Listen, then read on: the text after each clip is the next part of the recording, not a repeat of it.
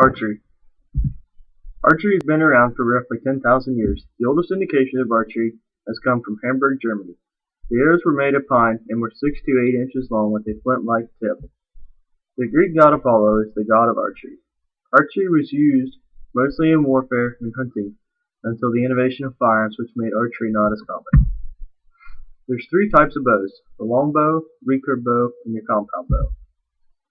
The longbow is one of the first types of bows to become popular, and it is still used today. Longbows are only made of 2 pieces, the string and the bow itself.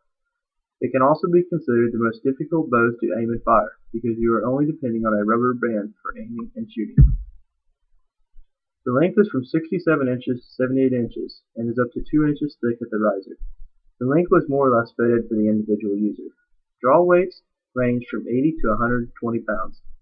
Draw length was between 29 and 32 inches, as the draw was from your ear or to your breast. There was no arrow rest on the handle. The arrow would ride on your index finger. Another type of bow was the recurve bow. The difference between the recurve and other bows is that the string would touch the section of the limb where the bow is strung. The recurve bow has 3 main parts: the riser, limbs, and string. The riser are the part of the bow that you hold onto, and it contains the mounts for the sights, limbs, and the string. The limbs are the part of the bow that stores the energy of pulling the string back before you release. In this picture, you can see the limbs on either side, the riser which you will hold, and the bowstring. Notice on either end the string touches the limbs. Another type of bow is the compound bow. It is made of 2 limbs, with cams at each tip, a riser, and a string. The string is much more different from a recurve as well because it is wound around the cams, making it longer. The limbs are made of composite material.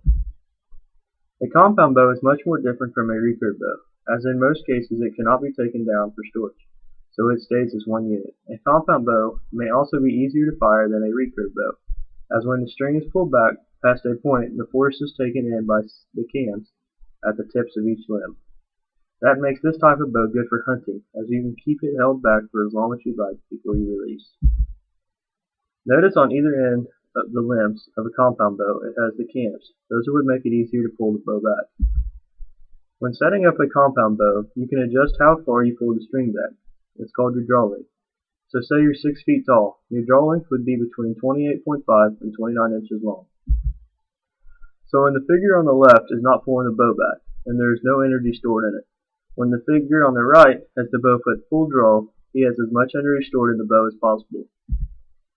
The 2 red lines represent the recurve bow, so no matter how far you had the bow pulled, your arrow is still going to go the same distance. On a compound bow, towards the middle of your draw is when it is the hardest to pull back. So if you release the arrow in the middle, it's going to fly much farther than if you were at full draw. But when you're at full draw, you are much more accurate when you are releasing. It is not as hard to hold there as it is in mid-draw. The physics behind the bow. A bow can be thought of as a spring. When the archer pulls back on the bowstring, that contorts the bow such that it has elastic potential energy. When the archer releases the bow, the potential energy becomes the kinetic energy of the arrow, which forces the arrow forward towards the target you are aiming at. Bows are made of different materials. Wood, because it was light, fast, and cheap, is prone to warp at temperature change, not mass-produced. Aluminum, which was light and moderately cheap, will eventually break or stay permanently bent. Fiberglass was light, very fast, prone to warping in extreme weather, may break if used on a cold day, may become too flexible if used on a hot day. Spring steel was heavy, slow, and extremely powerful, too heavy to be used for any bow except for a crossbow. The advantages and disadvantages. Advantages.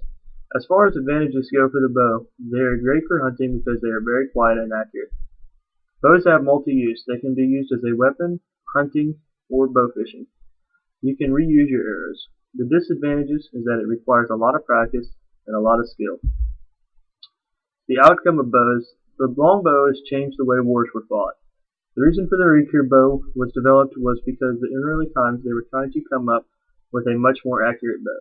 The compound bow is nearly the best bow. It is most accurate and easiest for people to shoot. The bow first changed the way war was fought and the way food was hunted. The cost of a bow can be made by hand and some wood and a string. it is fairly cheap to make. The recurve bow will cost a couple $100 to make because it is more labor involved to make it. The wood used for them goes through many different processes. A compound bow cost range anywhere from a couple of $100 to a couple thousand. Prices vary depending on materials made out of and features.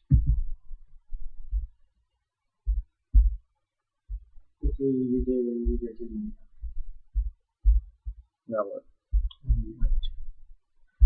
It doesn't have to be exactly the same, does it?